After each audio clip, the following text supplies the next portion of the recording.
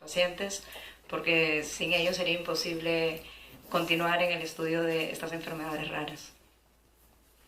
Bueno, yo les voy a hablar hoy sobre la actualización de registros de pacientes y estudios clínicos relacionados, y voy a distribuir la charla en los siguientes puntos. Bueno, comencemos hablando sobre el registro de la INTD.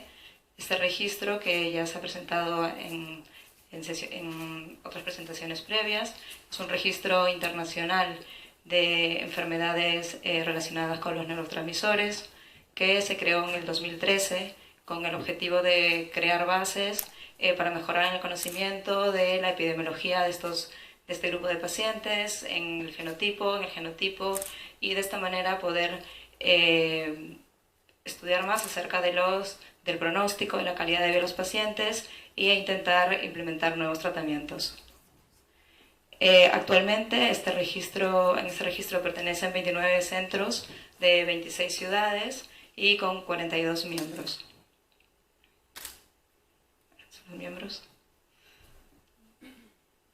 Entonces, un poquito sobre este registro. Primero explicaré un poco del registro de los pacientes y cómo ha ido creciendo los pacientes incluidos en el registro.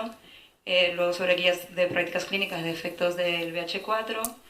Otro de los objetivos también actual de este registro es crear una escala de Parkinson-distonía en pacientes en edad pediátrica, porque ya sabemos que difieren de las escalas que existen en el adulto. Y por último, hacer una evaluación de pacientes con hiperglicemias no cetóxicas y con defectos de SSADH.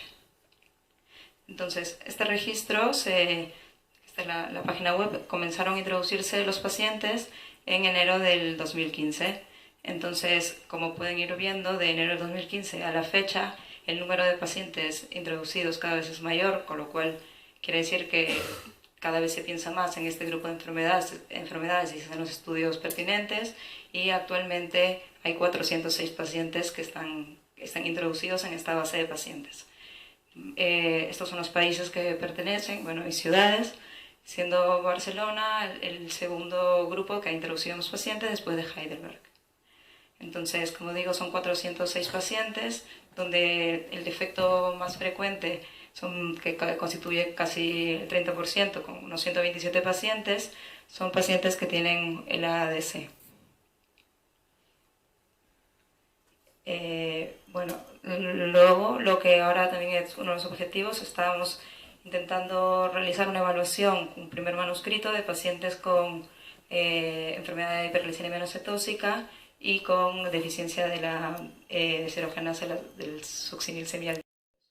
Entonces, un poco para cosas básicas, un poco para explicar, los pacientes con hiperglicemia no cetóxica son pacientes que la glicina, sobre todo, primero saber qué es la glicina. La glicina es un aminoácido que modula los receptores NMDA para que sean más sensibles al glutamato, y el glutamato es el principal neurotransmisor excitatorio. Sin embargo, cuando existe un defecto de este complejo enzimático que se llama GCS, que está codificado por 4 genes, lo que hace es que no se pueda degradar la glicina.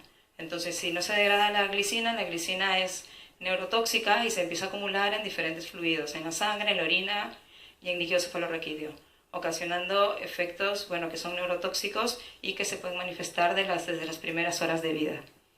Entonces, la clínica es diversa, pero es sobre todo muy grave, que puede debutar ya casi al momento del nacimiento, con una epilepsia que suele ser refractaria, con hipotonía.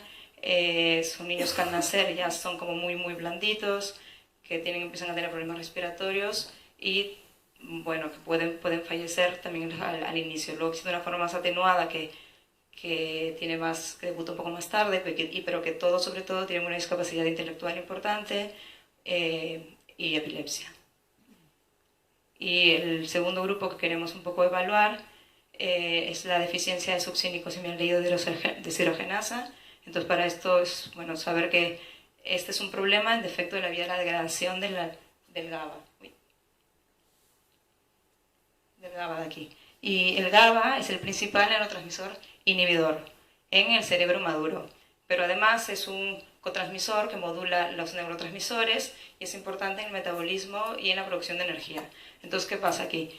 Cuando existe el GABA, cuando se degrada, se transforma en otra sustancia que se llama succinato semialdehído y que luego por la enzima deshidrogenasa el succinato semialdehído se convierte en el ácido succínico que es necesario para el ciclo de Krebs, que es como el ciclo de la energía, ¿no? de la mitocondria, sobre todo para dar energía.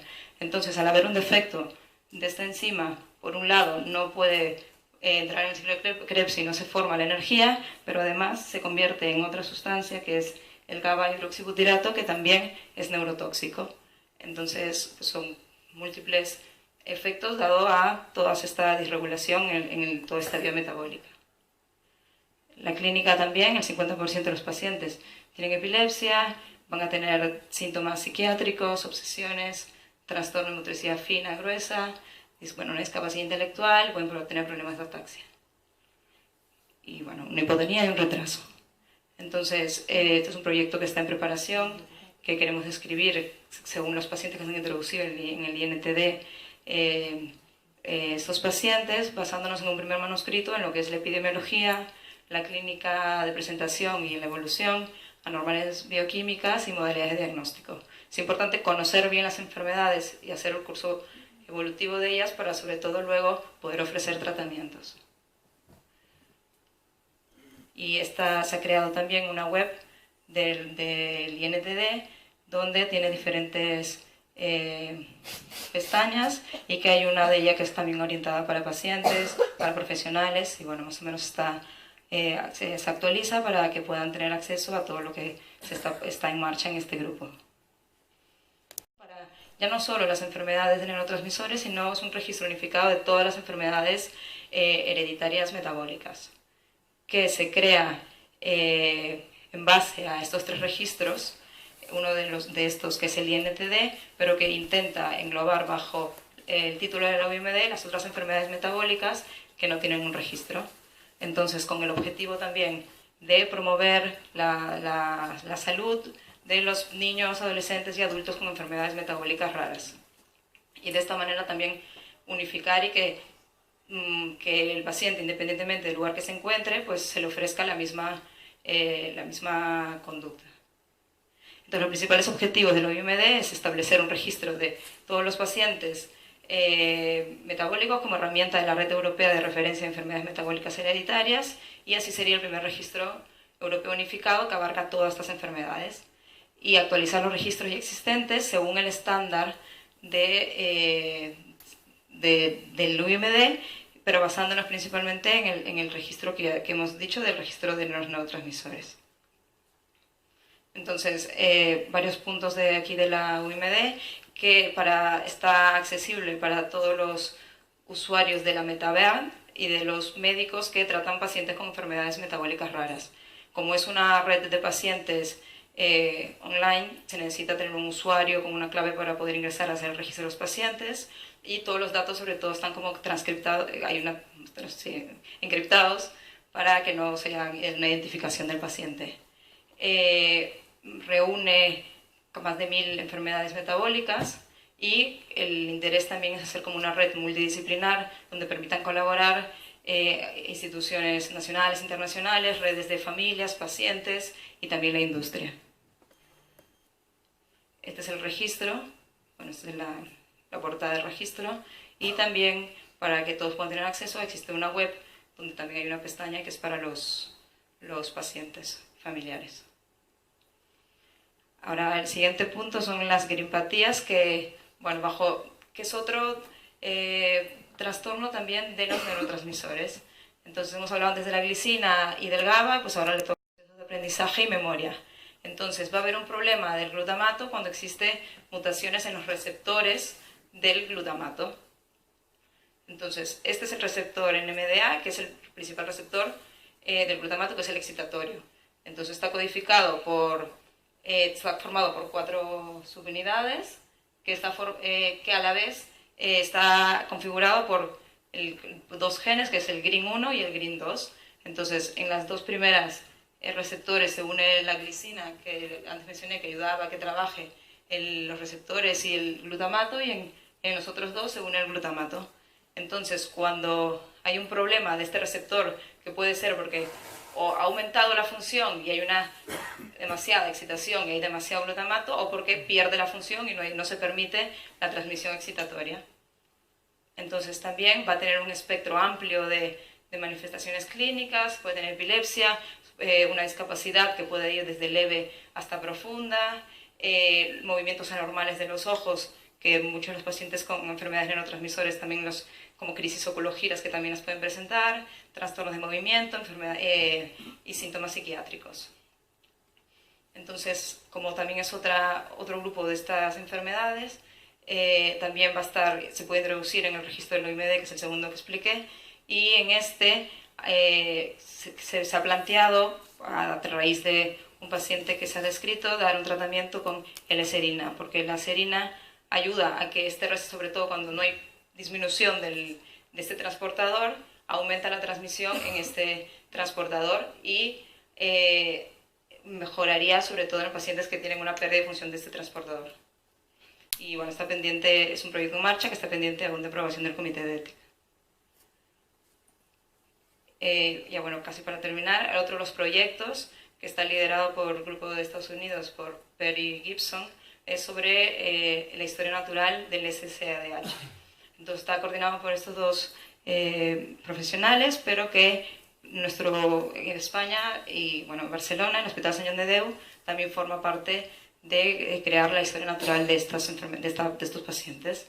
Entonces el objetivo primario de esta historia natural es definir la historia natural de enfermedad, manifestaciones neuropsicológicas y espectro bioquímico de pacientes con deficiencia de succínico semialdehído de deshidrogenasa, para también otro objetivo secundario, identificar biomarcadores que puedan relacionar, si existe algún biomarcador que relacione pacientes que tengan más o menos gravedad y de esta manera poder decir un pronóstico clínico. Identificar también marcadores neuropsicológicos que se correlacionen con el fenotipo y el pronóstico, establecer un registro internacional y también no solamente es describir, sino que otro de los objetivos es obtener muestras de los pacientes, muestras diferentes, puede ser de piel, de sangre, de diferentes fluidos, y crear una central de muestras biológicas para que de esta manera, luego más adelante, se puedan realizar futuras investigaciones en el por qué ocurre esta enfermedad y, sobre todo, lo que nos interesa, crear terapias.